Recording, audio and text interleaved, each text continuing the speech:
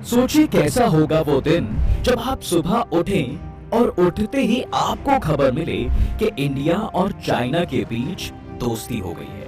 यकीन मानिए सिर्फ आपके नहीं बल्कि पूरी दुनिया के होश उड़ जाएंगे साहब, क्योंकि एशिया कॉन्टिनेंट के इन दोनों देशों की दुनिया में इंडिपेंडेंटली एक अलग ही पहचान है। चीन के बारे में तो सब जानते हैं कि आज ये देश दुनिया का सबसे बड़ा मैन्युफैक्चरिंग हब है, लेकिन वहीं अगर इंडिया की बात करें तो एक डेवलपिंग कंट्री होने के बावजूद ये देश लगातार अपने यंग माइंड्स और टेक की दुनिया में नए नए कारनामे करने में सबसे आगे है। तो हमें लगा कि अगर एशिया की ये दो शक्तियां आपस में एक दूसरे से हाथ मिला ले तो क्या हो सकता है। आपको क्या लगता है, कमेंट में जरूर लिखिएगा।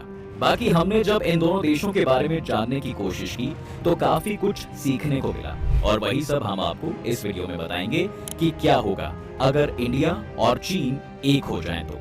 देखिए, हिस्ट्री अपने आप में कई ऐसे एग्जाम्पल्स देती है जो बताती है कि कट्टर से कट्टर दुश्मन भी एक दूसरे की दुश्मनी भूलकर दोस्त बने हैं। अब जापान और अमेरिका ने 20th सेंचुरी के सबसे बड़े परमाणु हमले किए, लेकिन आज ये दोनों देशों के बीच रिश्ते अच्छे, खासकर जियोपॉलिटिक्स की दुनिया में कब कौन दुश्मन दोस्त बन जाए ये कहना थोड़ा मुश्किल होता है। कुछ समय पहले ब्रिटेन की वीकली मैगजीन द इकोनॉमिस्ट ने एक आर्टिकल पब्लिश किया जिसका टाइटल था what if China and India became friends, यानी भारत और चीन अगर दोस्त बन गए तो क्या होगा।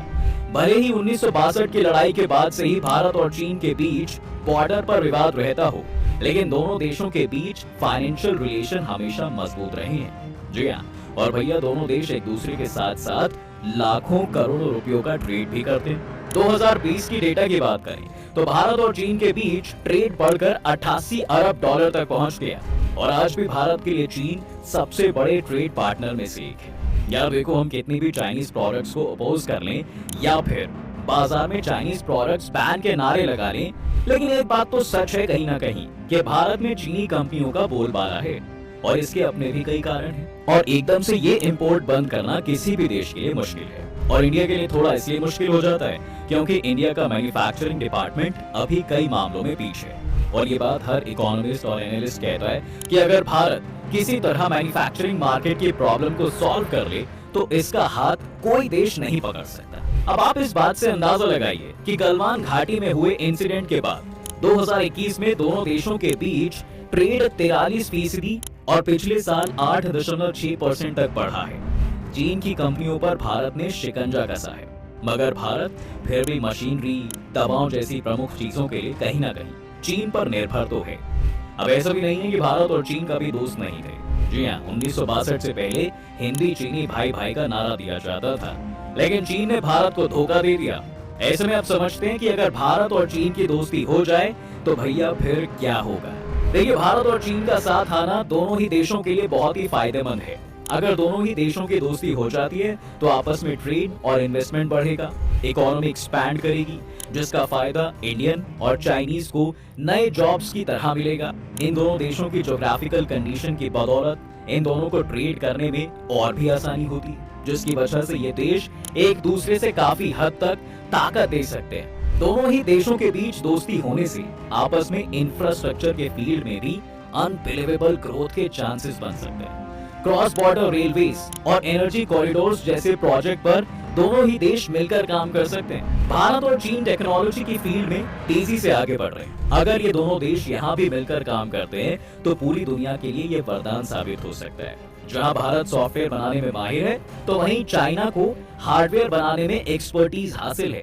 दोनों देशों की दोस्ती होने से एआई और इनोवेशन के फील्ड में भी रिवॉल्यूशन देखने को मिल सकती है, और ये रिवॉल्यूशन अमेरिका और रशिया जैसे देशों को पीछे छोड़ सकती है। भारत और चाइना की दोस्ती न सिर्फ इन दो देशों के लिए बल्कि पूरी दुनिया के लिए भी फायदेमंद है। देखिए, भारत और चीन की दोस्ती का मतलब है कि एशिया की दो पावर हाउस एक दूसरे से भिड़ना छोड़कर अपने अपने डेवलपमेंट पर ध्यान देगी। इससे एशिया कॉन्टिनेंट में न केवल ग्राउंड लेवल पर पीस को बढ़ावा मिलेगा बल्कि जियोपॉलिटिक्स भी एक नया मुकाम हासिल करेगी।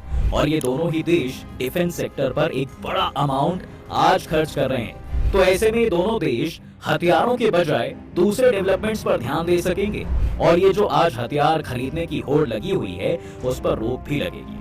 भारत और चीन की दोस्ती से अमेरिका का दबदबा भी खत्म होगा। इससे दुनिया में कोई भी देश सुपर पावर नहीं बचेगा और दुनिया मल्टीपोलर बन जाएगी। जहां ताकत किसी एक देश के पास नहीं रहेगी बल्कि सभी के पास रहेगी। भारत और चीन के बीच जैसे ही आपसी टकराव खत्म होगा, दोनों ही देशों के बीच आपस में कल्चरल एक्सचेंज भी देखने को मिल सकता है। दोनों ही देशों की सिविलाइजेशंस 4000 सालों से भी ज्यादा पुरानी है।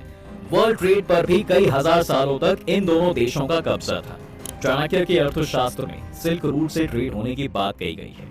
जी हाँ, इतिहास के पन्नों को पलटो तो चीन से कई यात्री भारत पढ़ने और घूमने आया करते थे। भारत से ही चीन में बुद्धिज्म और योगा का प्रचार हुआ। दोनों ही देशों के कल्चर के बीच कई समानताएं हैं, इसलिए दोनों ही देशों के बीच दोस्ती होने से टूरिज्म के सेक्टर में भी ग्रोथ देखने को मिलेगी। Now, how will geopolitics change if India and China become friends?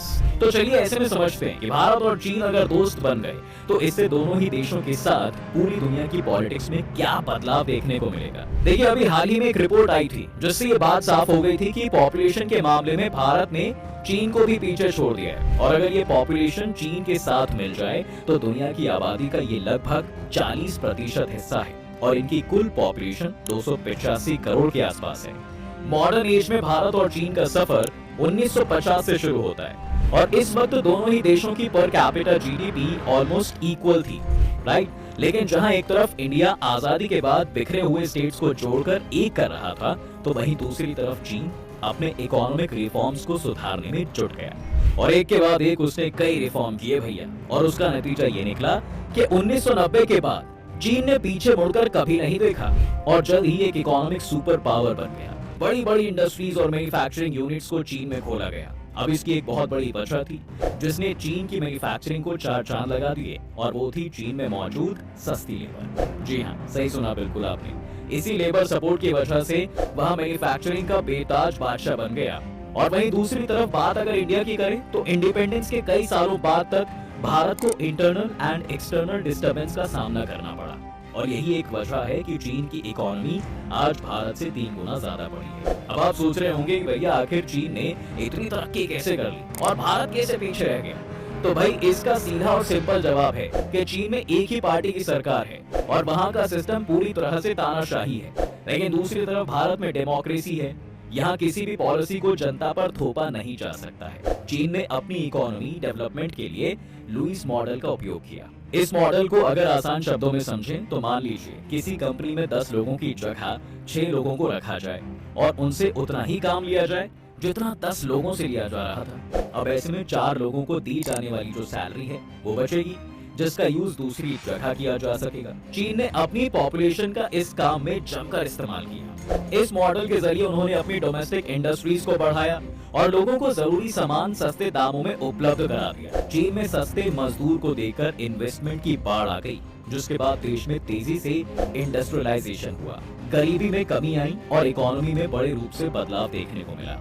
आज चीन अपनी फैक्ट्रियों से पूरी दुनिया को माल सप्लाई कर रहा है। लोगों से खेती छीन ली गई थी, जिसकी वजह से अनाज की कमी हो गई। नतीजा ये रहा कि भैया चीन में भूख से 4 करोड़ लोग मारे गए। भूख से मरते लोगों को वहाँ की सरकार की पॉलिसी का विरोध करने की ताकत नहीं थी और दूसरी तरफ भारत के हालात चीन से एकदम अलग थे। यहाँ पर डेमोक्रेसी की जमीन मजबूत हो रही थी।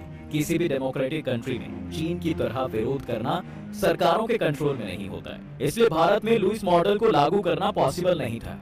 लेकिन आज फिर भी भारत दुनिया की सबसे तेजी से बढ़ती इकोनॉमी में से एक है।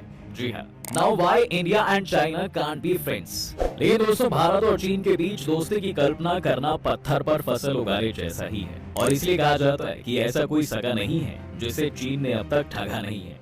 रूस और कनाडा के बीच चीन सबसे बड़ा देश है। इसका कुल एशिया 97,06,961 वर्ग किलोमीटर का है। इसमें से 43% जमीन दूसरों से हटती हुई है। अब चीन की नजर भारत के 90,000 स्क्वायर किलोमीटर पर है। चीन ने पिछले साल ही अरुणाचल प्रदेश के 15 इलाकों के नाम बदल दिए थे, यानी चीन की जमीन हथियाने की पॉलिसी का अगला फोकस भारत है। चीन ने 1949 में ही ईस्ट तुर्किस्तान पर कब्जा कर लिया था।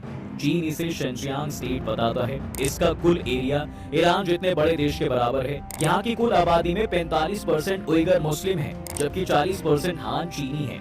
चाइना का दूसरा सबसे बड़ा स्टेट है तिब्बत, जो कभी इंडिपेंडेंट देश हुआ करता था, लेकिन चीन के हजारों सैनिकों ने भैया 23 मई 1950 को इस पर भी हमला करके कब्जा कर लिया। इसका कुल एरिया दक्षिण अफ्रीका जैसे देशों के बराबर है। यहाँ की पॉपुलेशन में 78% बौद्ध हैं, चीन ने यहाँ के धर्मगुरु दलाई लामा को गिरफ्तार करने की साजिश रची थी, लेकिन वो नाकाम हो गई। दलाई लामा को तिब्बत से भागकर भारत आना पड़ा। भारत ने दलाई लामा का स्वागत किया, जिससे चीन चिढ़ गया और यही 1962 में भारत और चीन के बीच लड़ाई का बड़ा कारण बना। इसके अलावा चीन ताइवान को भी अपना हिस्सा मानता है, लेकिन फिलहाल चीन की वही दाल नहीं गल रही है, क्योंकि अमेरिका जैसे सुपर पावर आज ताइवान के साथ खड़े हैं। आपको बता दें कि 1911 में चीन ने कॉमिंगतान की सरकार बनी। 1949 में वहां सिविल वॉर छिड़ गया और माओ से तुंग के नेतृत्व में कम्युनिस्टों ने कॉमिंगतान की पार्टी को हरा दिया। हार के बाद कॉमिंगतान ताइवान चले गए। इसके बाद 1949 में ही चीन का नाम पीपल्स रिपब्लिक ऑफ चाइना रखा गया और ताइवान का नाम रिपब्लिक ऑफ चाइना। अभी तक दोनों ही देश एक दूसरे को मान्यता नहीं देते, लेकिन चीन दावा करता है कि भैया ताइवान भी उसी का हिस्सा है। 1949 में जब से चीन में कम्युनिस्ट की सरकार बनी है, उसके बाद से ही चीन दूसरे देशों इलाकों पर कब्जा जमाता रहा है और अब चीन का बॉर्डर 14 देशों से लगता है। लेकिन एक रिपोर्ट के मुताबिक चीन 23 देशों के इलाकों को अपना हिस्सा बताता है। चीन साउथ सी पर भी अपना दावा ठोकता है। ये सी 45 लाख स्क्वायर किलोमीटर में फैला हुआ है। इस सी पर पहले जापान का कब्जा हुआ करता था, लेकिन सेकेंड वर्ल्ड वॉर के बाद से वो इस पर अपना दावा ठोकता आया है। इसके अलावा भी आपको ये जानकर हैरानी होगी कि भाई लद्दाख का करीब 38,000 स्क्वायर किलोमीटर का हिस्सा चीन के कब्जे में है।